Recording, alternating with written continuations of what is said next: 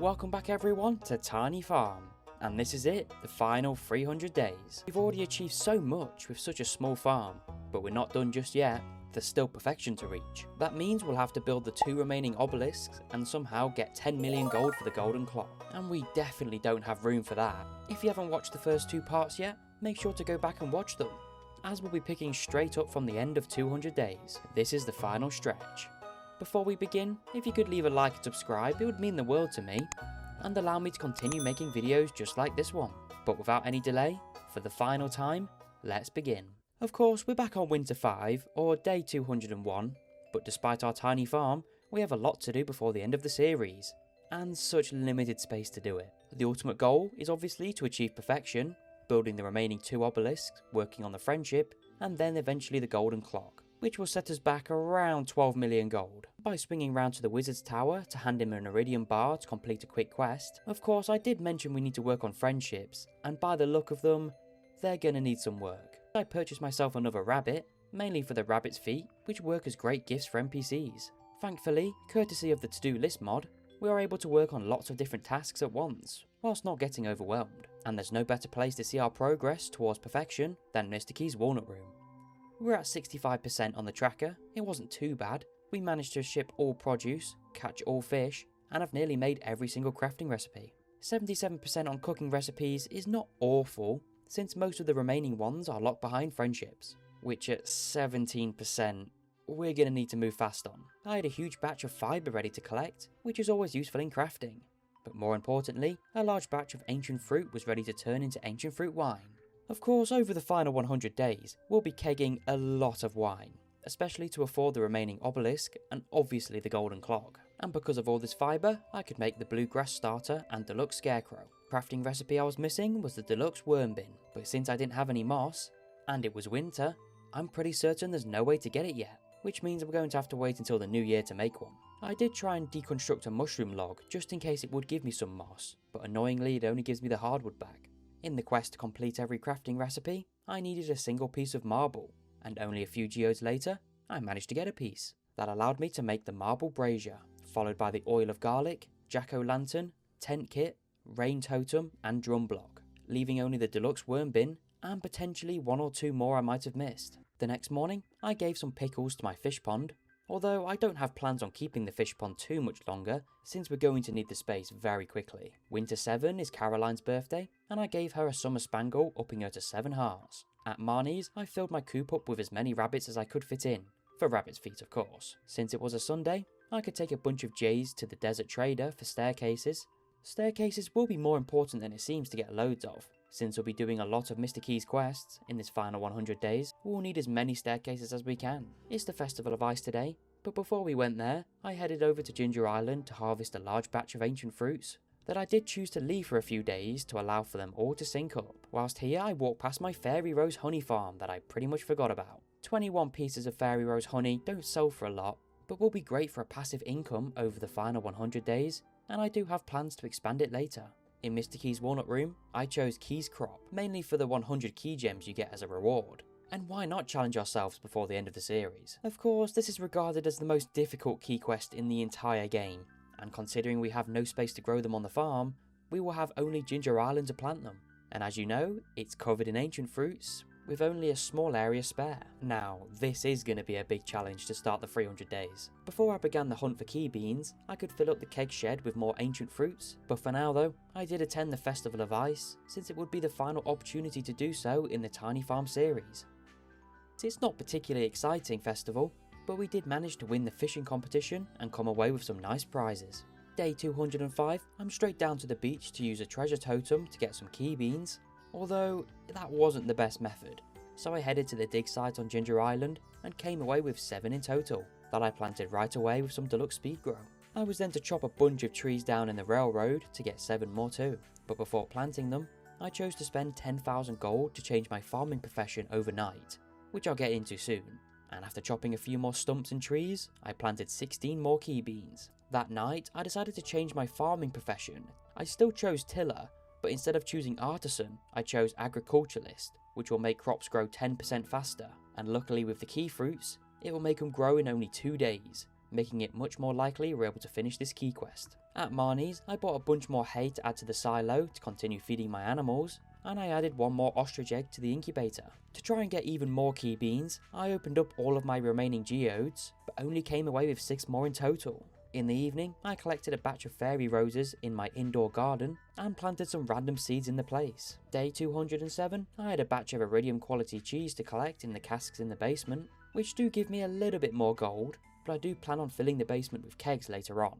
But for now it works just fine. Yet more chopping for key beans, this time on Ginger Island, and I did come away with a bunch more that I did not hesitate to plant. In the evening, I was back in the kitchen to make a few more cooking recipes to check off for perfection. The first batch of key fruits were ready to harvest today, giving me 32 in total. The best strategy to complete this quest is to grow them and then use a seed maker to get even more key beans, until eventually you have an entire farm filled with them. But since we don't have barely any room, it's going to take me a little bit longer to complete. After harvesting 32 key fruits, I came away with 57 key beans, which wasn't a great conversion, but allowed me to replant them straight away and get one step closer to completing this annoying quest. Yet another thing I do want to complete before the end of the series is the Good Neighbours achievement. This week I had to donate 3 topazes and 2 sea urchins. Day 209 started in the mines to get enough earth crystals to build myself the earth obelisk, since overnight I did reach the 500,000 gold mark. Combined with 10 iridium bars, I could squeeze in the earth obelisk right here, although we are gonna need to demolish something soon, because we still need one more obelisk and a golden clock. But like most days, we could head to the island and collect a load more key fruits that I could turn into even more key beans. I swung by the beach late on to hand Willie a lingcod to complete a quick quest, before caving in and handing out a few gifts to some low heart NPCs. Day 210, I'm back to gift giving and to take Pierre to the movie theatre to boost some friendship with him. Before the movie, I played a few times on the crane game to get some nice plants and a Junimo plush to decorate the house. The film was of course great and Pierre enjoyed it. I will try and take advantage of this movie theatre to work on some of the trickier friendships, like Pierre, who only has 2 loved gifts. The decorations find themselves a nice place in the house, and I hope to decorate the entire house before the end of the 300 days. Day 211, we had another batch of ancient fruit wine ready to collect, and of course all going towards the desert obelisk. On Ginger Island, we had yet more key fruits to collect, and also harvest the ancient fruits too. A large part of the morning was spent turning over 80 key fruits into beans to replant, even expanding it further with 1 more iridium sprinkler. After a huge day of kegging, we could head down to the night market for the first day, and the travelling cart stall, I bought some roasted hazelnuts, since they are a loved gift for Kent. The weekly key quest I chose was the Skull Cavern Invasion, and since we have a huge supply of staircases, we could time-consumingly head down all the way to floor 100 and collect the key gems. Day 213, I chose to do a full renovation on the farm, which started by heading to the Wizard's Tower to demolish the fish pond, since we had no use for it anymore, and also demolish the silo, since someone in the comments let me know that I could just place a chest and fill it with hay, with the only downside being the automatic feeding. But to be honest, we did need the space. Whilst I was here, I chose to move things around a bit. I didn't like the design I ended up with, but for now it would give me enough space to build the desert obelisk when I get enough gold. Instead of saving for the obelisk, I spent a lot of gold expanding the house, which as you know is a great way for us to create more room, since well, our farm is tiny. I did take this opportunity to buy the furniture catalogue and then the wallpaper catalogue to decorate the home some more. After some time, I finished up the new bedroom, finally moving the bed from the middle of the kitchen. I used the attic space to move my indoor garden into, which I felt works really well. I'll plant some coffee beans in here, and once they grow, I'll fill the entire room with them. This was how the child's room looked in the end, although unfortunately, I do plan on divorcing Emily very soon to get a Krobus roommate, and we cannot have kids. The final room I finished was the kitchen, and a tiny area for the fish tank to go, before heading down to the night market to buy some plants and a very expensive piano. I received the final star drop from Emily, and was back to decorating the house again. Being in the decorative mood, I had completely forgotten about the key fruits on the island, so I headed straight there to spend a very long time turning the fruits back into more beans. Since I was really worried about not completing it in time, I expanded it with even more sprinklers, putting some pressure nozzles on them to grow even more key beans. Considering we have only 10 more days to ship 500 of them, I was going to need every last key fruit I can plant. Late into the evening, I had finished planting and could move my crystallariums to the top room to duplicate even more jades than before. Gus had requested a coconut, which I gave him early the next morning, before trading off some books at the bookseller for some monster musk. To complete the raccoon bundle this week, I needed a rusty spoon, which was definitely an awkward item to get. The best way I thought to get one was till for it in the mines, although I didn't have much luck in the end. With not much time left in the season, what better way to spend it than a big trip to the Skull Caverns? And by the end of the session, I came away with over 300 pieces of iridium and unexpectedly 39 key beans. Day 217 was the second to last Sunday of the season, and was one more opportunity to trade some jades for staircases at the desert, before once again heading back to the island and planting even more key fruits. At this point, I had so many key fruits, I had enough to refill the old key beans. That meant I could start shipping the extra ones, adding another 111 to the collection.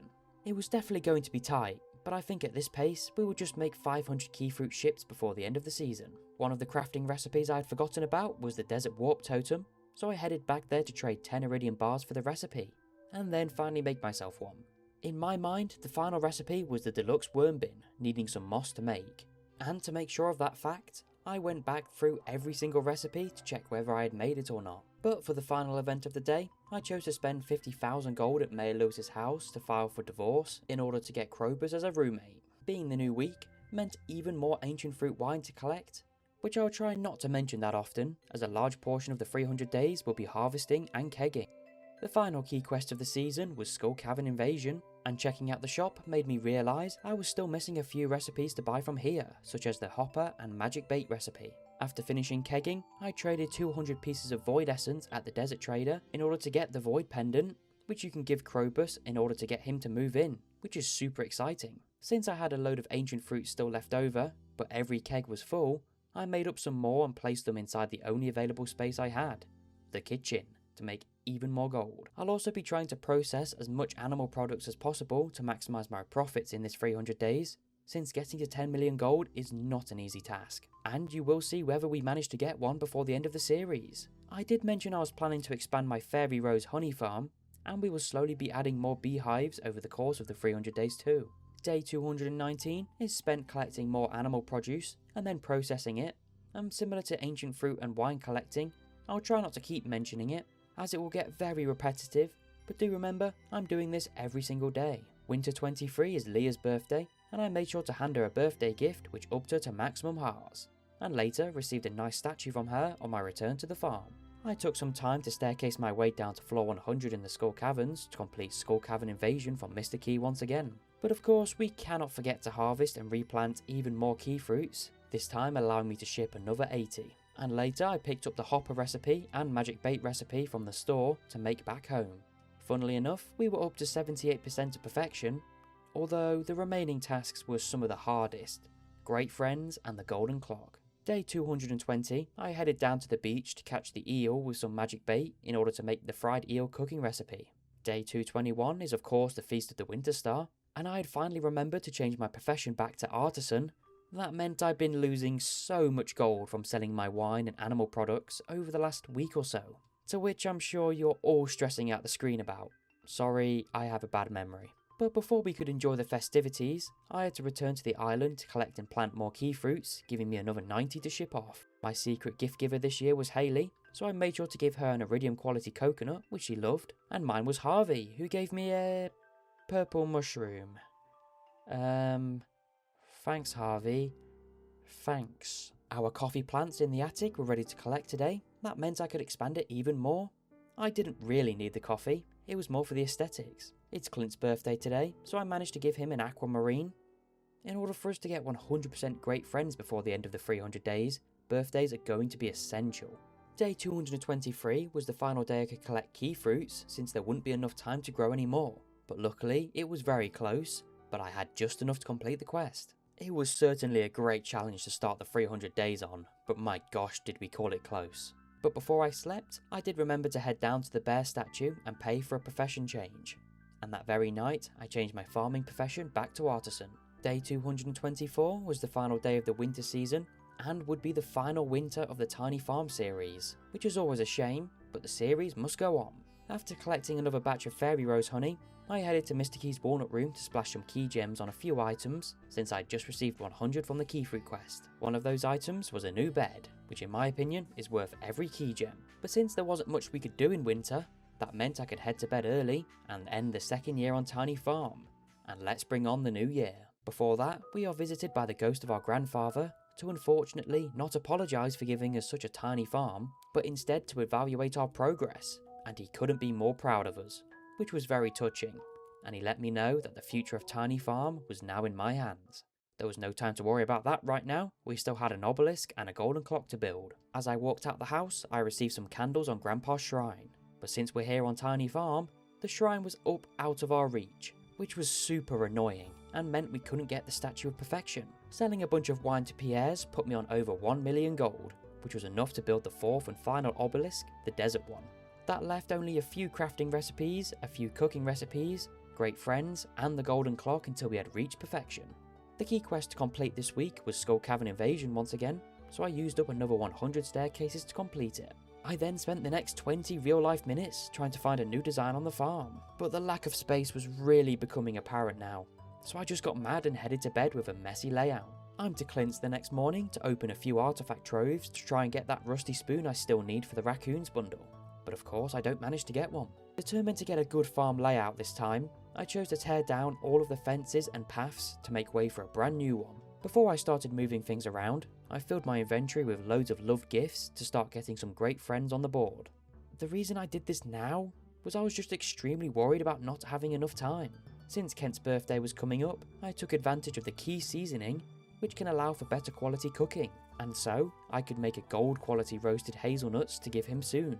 The next day is spent handing out gifts, which is super boring for me, but for you guys is summarised in a few quick seconds. Day 228, I received a few more cooking recipes in the mail after reaching enough hearts with a few new NPCs. Spring 4 is Kent's birthday, and some gold quality roasted hazelnuts was enough to take him close to max friendship. But sadly yet again, the entire day was spent handing out even more gifts. For no reason at all, I decided to sleep over days 229 and 230, and spent the entirety of day 231 giving out new gifts since the limit reset on Sundays. Day 232, we can head back to the island to collect another batch of ancient fruits, which I can turn into more ancient fruit wine. Instead of filling the kegs inside the shed this time, I thought to save on the space, clear out the shed, and move it elsewhere, so we can finally demolish that shed. And so the day was spent moving all of the kegs to the basement layer, and the remaining ones in the top room of the house. I swung by the wizard's tower later, and I eventually came to this design, which in my opinion is the best one we've had in the entire series, leaving plenty of room for a golden clock to go. One of the problems, which wasn't really a problem, is that the obelisks were blocking access to the farm cave, but since I don't use it at all, it didn't really make a difference to me. And honestly, the obelisks all look quite great on this side of the farm. Day 233, I did some more decorating, although with the animals roaming around, it was much more difficult to do so. Spring 10th is Vincent's birthday, so I made sure to give him a gold quality pink cake, courtesy of the key seasoning, upping him to 9 out of 10 hearts. I was then straight back to decorating, this time making a nice fence area for the barn animals, and finally displaying my Stardew Valley hero trophy. My trees had finally had time to generate enough moss that I needed for a crafting recipe, and I was straight back into the mines to till for the rusty spoon to still complete the raccoon bundle. But this time, I did manage to get one. And that, plus some coral, was enough to complete yet another quest, getting some carrot seeds as a reward. In the evening, I did try and find some way to get out of bounds to get towards Grandpa's shrine, and using the scythe, I was able to get past the bounds and get onto the ridged area, although the trees up here were just a texture, but the shrine could actually be interacted with, and just like that, we have the Statue of Perfection. I did try and roam a bit more out of bounds to try and maybe get into the greenhouse, although I didn't really want to risk breaking the game. Day 235, I could make what I thought was the final crafting recipe, the deluxe worm bin, after getting some moss yesterday, but I didn't get the crafting achievement. I went through all of the crafting recipes once again, and it seemed like I wasn't missing one, but according to the perfection tracker, I was on 99%. However, it turns out I hadn't gotten the tea sapling recipe yet, which was super strange, so I swung round Caroline's tea room, watched the cutscene, and that would mean tomorrow I could get the recipe and finally craft every single one. Another friendship I needed to work on was Jazz, in order to get the final wallet item, the Spring Onion Mastery, and since her favourite movie was on at the moment at the theatre, I chose to watch a movie together. Day 236, we officially ticked off another perfection quest, with the tea sapling giving us the Craft Master achievement. Perfection is still a long way away, but this puts us one step closer. The day of the Egg Festival, and Krobus had decided to do some decorating of his own, which is cool, I guess. the final egg festival of the Tiny Farm series, what better way to enjoy it than winning it once again? Day 238 was Hayley's birthday, and one more gift was enough to boost her to 8 out of 8 hearts. One of the Pelican Town special orders this week was Pierre's Prime Produce, so I bought a bunch of parsnips and planted them on the island to hopefully complete it with some ease. At the moment, we're up to 1.3 million gold, which is very far from 10 million, and with only around 60 days left, we're going to need to work on a few more money-making methods to get the golden clock. Spring 15 is the start of the annual desert festival, and what better way to celebrate than a big Skull Caverns dive to get as many calico eggs as possible. Before we dove in, I couldn't forget to get some food from the truck and grab a quest from Marlon. I was hoping to get an egg rating of at least 55, but since we started very late into the day, we could only get 40 in the end. With all the calico eggs, I traded them for some more mega bombs to hopefully help us reach an egg rating of over 55 tomorrow. We waste no time to return to the Skull Caverns, this time with a magic rock candy in hand, and since this is the final video of the series, I decided to aim for the highest egg rating I've ever gotten. And in the end, I came away with an egg rating of 80, which was pretty crazy, and I had over 1,000 calico eggs to spend. Day 241, the final Skull Caverns run of the festival, and this time I made sure to get an egg rating of at least 55 to get another magic rock candy from Gil.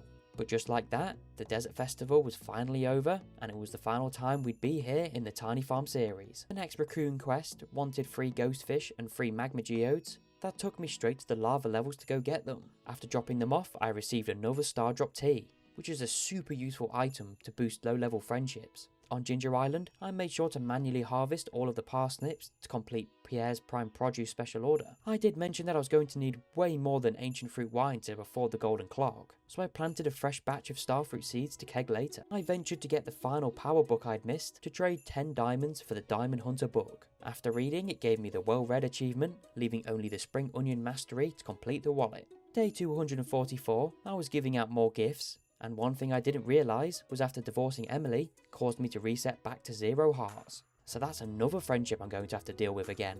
Although I did remember a while ago to swing round the witch's swamp to allow her to forget her memory so I could actually give her gifts again, and not just be mad at me the entire time. Since the amount of gifts I could give reset today, I was out again handing out even more. On the island, I made some more room to place some kegs, as we're going to need every ounce of gold we can get. Day 246 was another ancient fruit day, but after taking Jazz to the movies one more time, it was enough to see the cutscene with her and Vincent, and eventually get the Spring Onion Mastery, which is always such a waste of time wallet item in my opinion. At Mr. Key's Walnut Room, I bought a Galaxy Soul and checked our progress in the tracker. It's not too bad, but it could be better. The main issue of course being the golden clock. Before I could leave, I was in a cutscene with Leo, Linus and Willie, where they invited him to come live back in Pelican Town, rather than here on his own. He of course was a bit hesitant to begin with, but decided he was coming with us. All I did on day 247 was feed the animals and process the drops. Day 248 is also Spring 24, the day of the flower dance, and since Krobus doesn't attend, I chose to dance with Alex instead. And despite my terrible dancing skills, it was a great time and would be the final one of the series. Decorator Tom was back on day 249. This time I chose to decorate the mountain path for no good reason. And by the end of the day, this was the design I finished on. And honestly, I love it. On day 250, I added Honey Farm to my to-do list, and in the quarry, I took a bunch of heavy tappers off my mystic trees and placed them onto maple ones. This was so I could get maple syrup, which I need to make more beehives. The new raccoon quest required some corn juice and pickled radish that I used some fairy dust to get quickly and complete. Day 251, Krobus was looking very cheeky this morning, saying sometimes he has the urge to be mischievous. I love him. Spring 27 was also Emily's birthday, and since she had been back down to low hearts, I made it a priority to give her a birthday gift. At this point, I decided to dedicate a lot of my time to friendships now, since I was really worried about not having enough time to complete them all. So, for every NPC that wasn't maxed hearts, I gathered love gifts for, and went on a huge gift giving spree. The next day, Shane had sent me one more cooking recipe. I unfortunately spent the day handing out a bunch more gifts though, and later harvesting some starfruit on Ginger Island and replanting them. With a bunch of oak resin from the quarry, I made a load more kegs to fill with starfruit and also ancient fruit. But just like that, the end of spring was here, and we only have 2 more seasons to go, and just under 50 days to achieve perfection. The summer has arrived and we had no time to waste here on Tiny Farm. The first task is a familiar one, with an ancient fruit harvest. I also made the mango sticky rice recipe, leaving only 2 cooking recipes until I had made every single one. After getting a shrimp from my crab pots, I was able to make the tom kha soup, leaving only the strange bun. Yet again, I handed out more gifts and took Maru to the movies to boost her friendship too. And just like that, we had managed to cook every single recipe. Day 254, we expanded the honey farm and handed out yet more gifts, more of the same on day 255. But on days 256, I chose to expand the mushroom log farm in the quarry, since they can actually be quite profitable once you get a lot of them. At the moment, we are up to 3.6 million gold, but with not much time to go, we're going to need to speed up exponentially. Day 257, we had finally completed enough raccoon quests to get the Good Neighbours achievement and watch a very funny cutscene with the entire expanded family. I also chose to ship the vast majority of my items, mainly because I didn't have any use for them anymore, and I would much rather have the gold. I chose to enchant yet another tool. This time I got my axe to Swift and also the hoe to Swift. This makes the speed of both of them nearly as fast as animation cancelling. Day 258, I had a lot more maple syrup to collect. That meant I could expand the honey farm even more. On the 7th of summer, it was the return of the annual Green Rain event, and if you remember what happened last Green Rain event, you know I'm going to clear out as many fibres as possible. I would mainly need the moss to make more mushroom logs, but the fibre is also useful too. Unfortunately, I didn't get another living hat, but I did manage to collect a large amount of wine from Ginger Island, and then back on the farm. On day 260, we are officially at the halfway point to affording the golden clock, and since I was really low on wood, I chopped down the entire tree farm in the railroad. In the evening, I witnessed Krobus's 14 Heart event with him having a great time with the sea monster at the ocean, which was certainly funny to watch. The very next day, I was to the Skull Caverns to complete Skull Cavern Invasion from Mr. Key, followed by more chores and expanding the honey farm on day 262. The very next day is the Luau Festival, and I made sure to get my hands on a gold quality smoked super cucumber, which is a love gift in the soup, that would give a small friendship bonus to everyone in the valley. There wasn't much to mention on days 264, as it was spent giving out more gifts. I did manage to receive the parrot trinket, and on day 265, I took some monster musk onto the dangerous mines, farm as much gold as possible from the dust sprites. I'm not sure how much gold I made from doing this, but it didn't really feel like a lot, so I don't think it was worth spending an entire day on. We are then off to the volcano to get enough cinder shards to put one more galaxy soul on my galaxy sword, although each one requires 20 cinder shards. And we're going to need a lot more before we can turn it into the infinity sword. Before I left the island, I bought the final galaxy soul I needed to eventually do that, but by day 267, we are up to 6 million gold, with many, many more ancient fruits still to come. Although, will there be enough time? We're still handing out gifts the very next day, but we're very close to maxing out every single one. One more trip to the volcano gave me enough cinder shards to put the final 2 galaxy souls onto the galaxy sword to make myself the infinity blade, which was pretty unnecessary to do since I already had the overpowered gavel, but it was still something I wanted to achieve before the end of the 300 days anyway. Yet more gifting. Days 270 to 273 is spent doing the same chores over and over again, but by day 274, we were up to 7.6 million gold, with around 26 days to go. I think we will have enough time to get the golden clock.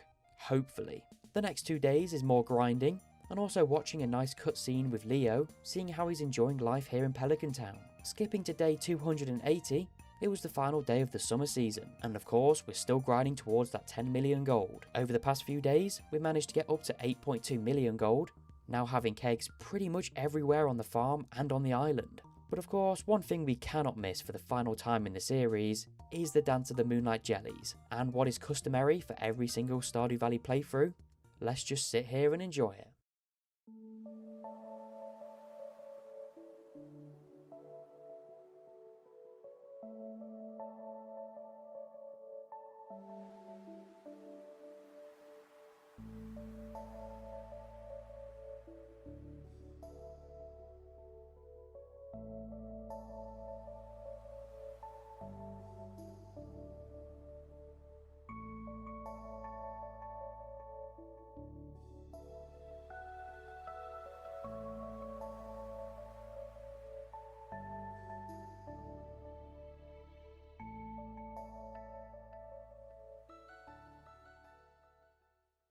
Here we are in the fall season, and also the final 20 days of the Tiny Farm series. Day 281 began by clearing out debris on the farm for the very last time. as by the end of the season, we should have the golden clock. Days 282, we were closing in on that final 1 million gold, and it turns out we'll be calling this much closer than I had expected. The next 5 days are filled with mindless gold grinding through wine, honey, and animal products. But finally, on day 288, we had reached the 10 million gold mark, and meant we could head right over to the Wizard's Tower and build ourselves the golden clock. And wow, it was very much worth it. And somehow, I can find a nice place for it on Tiny Farm. The last thing we had to do now to achieve perfection were friendships, and we only have Sandy and Caroline to finish. And on days 289, we could finally hand Sandy a gift to get her to max friendship, and would mean we have achieved perfection here on Tiny Farm. The next morning, I received a message that I feel in my heart, somewhere, somehow, Grandpa is beaming with pride, and the legacy of Tiny Farm is eternal. On my doorstep, I saw a flock of parrots fly over, and what better time than to take my horse up to the summit. Unfortunately, having Krobus as a roommate means he doesn't join you on the summit, but it was still nice to speak to Mayor Lewis on our impact on the community, and I was just happy to help out the economy despite my tiny farm. And there he is. What are you doing up there? Honestly, achieving perfection on Tiny Farm was a huge achievement for me. And sure, after gaining access to Ginger Island, the growing crops aspect was made much easier, but it was certainly not easy. We had our issues with buildings, space, and even having to demolish plenty of things over the course of 300 days. Then I just watched the credits roll. And even though it does feel like the end, there is still 10 days left of the series. And honestly, now we can take things nice and slow from now on. And there are a few things I still wanted to do before the end. Day 291, I was straight to Robin to ask her to build Pam a house for 950 wood and 500,000 gold. The very next day, I headed over to Marnie's to buy a few sheep, for no real reason at all, but whilst I was here, I could buy an expensive golden egg to get my very own golden chicken. The rest of the day was spent doing a little bit more decorating before the end of the series. Day 293, I removed a bunch of kegs from my western room in order to start a hat collection. I started by heading down to the Hat Mouse to buy a bunch more, and this was how the collection looked right now. Finding a few more random things to do, I took an ancient doll down to floor 100 in the mines to get the faraway stone that I could take to the Wizard's Tower to get the Meowmere sword. I spent the very next day collecting more hats and shipping a lot of food. Skipping to day 296, and it was the day of the Stardew Valley Fair, and there was no real reason why I shouldn't attend it. And honestly, my Grange display was by far the best. And Mayor Lewis also thought so, and I won first prize. Day 297, we saw Pam's new house fully finished, and it looks great compared to the old one. And to say she was happy would be an understatement.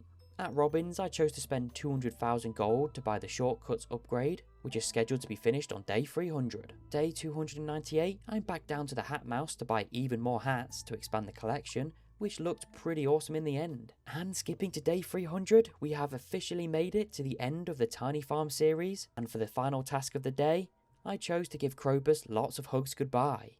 And that was it. That's 300 days on Tiny Farm, everyone. From struggling to grow anything in our first year, to making millions and achieving perfection, was a goal I genuinely didn't think was possible at the start. Perfection certainly wasn't easy, and we did have to make a lot of sacrifices along the way. But honestly, that's what made this series so special and enjoyable for me. If you've been watching since day one, thank you, and I hope you enjoyed. But for now, our adventure on Tiny Farm is complete. I'll see you in the next one. Later.